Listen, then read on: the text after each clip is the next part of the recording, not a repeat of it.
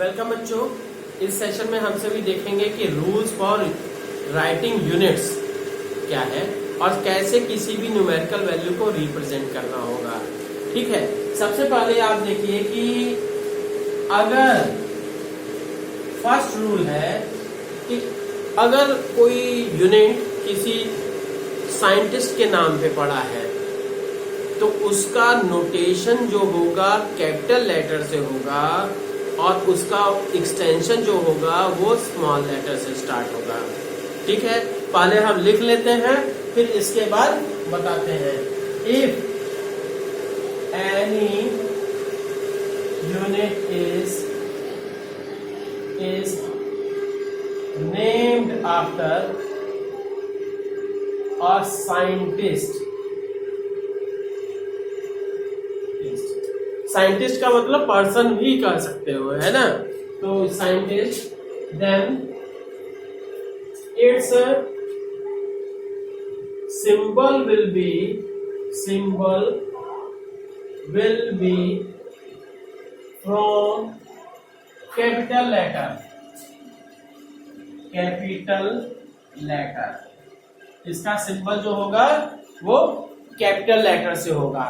और जबकि क्या है, ठीक, and extension will be from small letters। ठीक, अब देखिए इसमें क्या है, जैसे एग्जांपल हम देते हैं। फोर्स का यूनिट क्या है, यूनिट ऑफ फोर्स क्या होता है, न्यूटन। ये सिंबल हो गया और इसको क्या है, हम अगर एक्सटेंशन में लिखेंगे तो NEWT न्यूटन। ठीक, और इसके बाद क्या है, अगर ऐसा न्यूटन लिख देते हैं, newton, then this will be the name and this is the unit. Is that clear? ये यूनिट होगा जो स्मॉल लेटर से स्टार्ट होगा और ये भी यूनिट होगा जो कि कैपिटल N से हम शो कर रहे हैं। बाकी जो है इसका एक्सटेंशन अगर कैपिटल लेटर से स्टार्ट हो रहा है तो ये क्या होगा, नाउन होगा, नेम होगा। Is that clear? इसी तरह से कर दें वाट, और वाट को लिखेंगे कैसे, WA वाट। जूल, कैपिटल J और JOULE। वाट किस चीज का यूनिट है, पावर का, और जूल किस चीज का यूनिट है, वर्क या एनर्जी का है। ठीक है, तो अब नेक्स्ट क्या कि अगर ये इसी में हम कह रहे हैं कि हाँ, और अदरवाइज ठीक, इसी में अदरवाइज अगर किसी कोई यूनिट साइंटिस्ट के नेम के बाद नहीं पड़ा है, otherwise the unit symbol of unit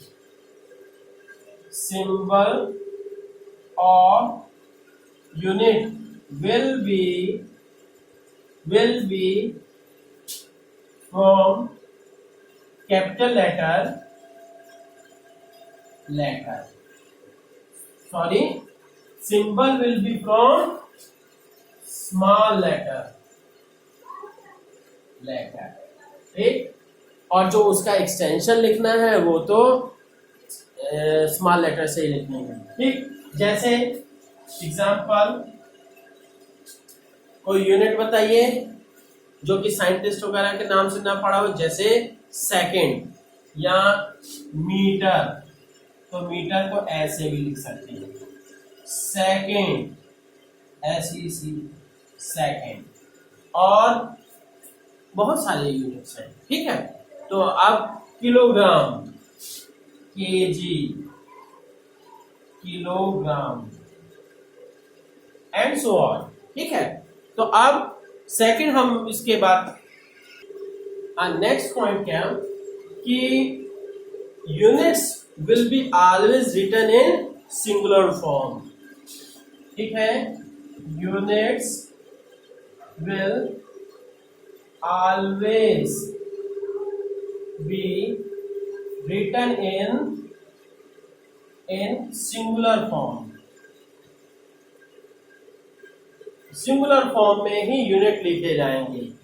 example के तौर पे हम कह दें, जैसे 1 मीटर क्लॉथ हो गया, चाहे 10 मीटर।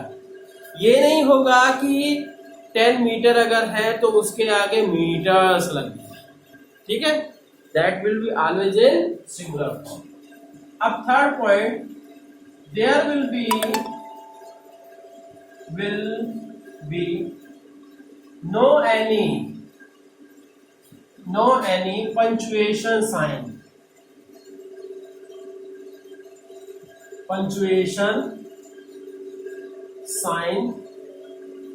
in a unit, ठीक। जैसे पंचुएशन साइन क्या, कॉमा हो गया, फुल स्टॉप हो गया, ये सब कोई भी किसी भी यूनिट में यूज नहीं करेंगे। जैसे हम करते हैं, जैसे ये देखिए, ये हमने इसलिए यूज किया है कॉमा क्योंकि दो अलग अलग है, ठीक। अब जैसे कह दें 10 न्यूटन फोर्स, 10 न्यूटन को आप ऐसे भी लिख सकते हैं 10 kg मीटर पर सेकेंड स्क्वायर। अब ये देखिए यूनिट में kg के बाद कॉमा, मीटर के बाद कॉमा, s के बाद फुल स्टॉप, ऐसा कुछ नहीं यूज करना है, ठीक है। तो अब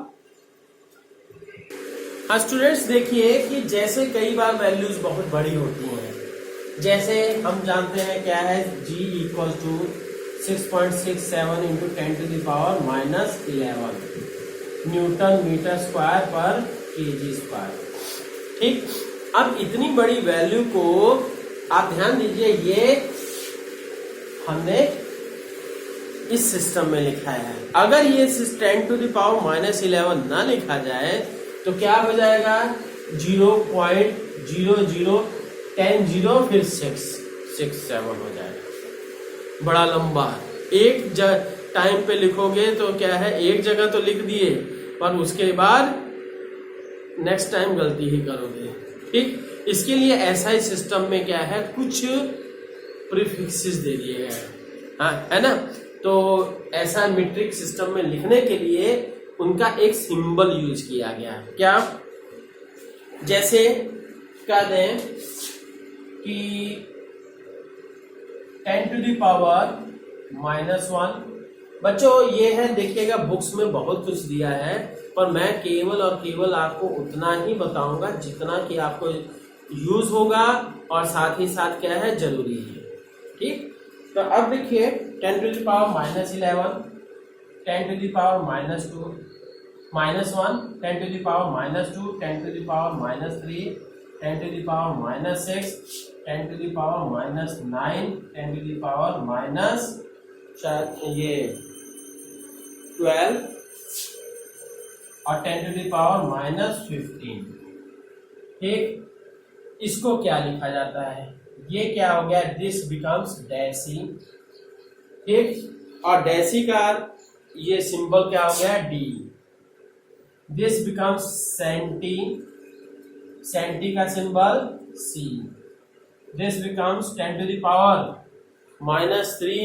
अगर रिप्लेस करोगे तो उसके स्थान पे मिली लिखा जाएगा, है ना, ये ध्यान रखिएगा। अभी आगे यूज होगा तो मिली, इसका स्मॉल m, ठीक। और ये 10⁻⁻6 का क्या होता है, माइक्रो, माइक्रो का सिंबल है म्यू। और इसी तरह से ये 10⁻⁻9 को नैनो बोलते हैं और इसका सिंबल n। 10⁻⁻12 को पिको बोलते हैं और इसका सिंबल स्मॉल p। 10⁻⁻15 को ये फेम्टो बोलते हैं, है ना, फेम्टो, और इसका सिंबल स्मॉल है, ठीक है। ये सब तो नेगेटिव पावर्स के लिए है ना। तो अब पॉजिटिव के लिए देखते हैं। अब देखिए पॉजिटिव पावर्स के लिए क्या है, 10⁻3, 10⁻6, 10⁻क्या है 9 फिर 10 to the power 12, 10 to the power 3 को 1000 के लिए हम सब यूज करते हैं किलो, और किलो का सिंबल स्मॉल के है, इसको मेगा बोलते हैं।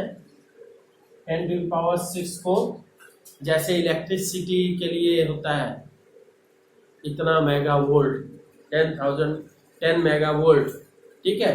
तो वहां पे तो क्या हो गया, मेगा का कैपिटल एम, ये 10 टू द पावर 9 का मतलब क्या होगा, ये इसको ऑटो बोल, हाँ giga, it is giga, giga को कैपिटल जी, और इसको क्या बोलते हैं, और टेरा, टेरा को